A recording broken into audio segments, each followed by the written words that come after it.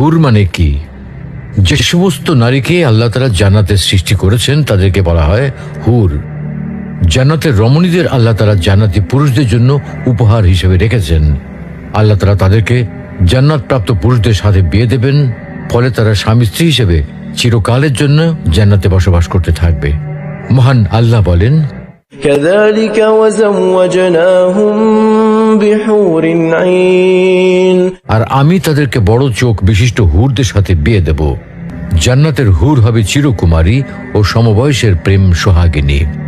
জান্নাতে একজন হুর যদি দুনিয়ায় একবার দৃষ্টি দিত, তাহলে আকাশ ও জমিনের মধ্যবর্তী স্থান সুবাসে ভরে যেত।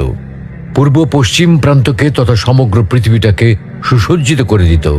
প্রতিটি চোখ সব জিনিস থেকে দৃষ্টি ফিরিয়ে তার দিকে চেয়ে থাকত এবং সৃষ্টিকুল আল্লাহর প্রশংসা ও বড়ত্ব বর্ণনা করত। জান্নাতি পুরুষেরা যখনই তাদের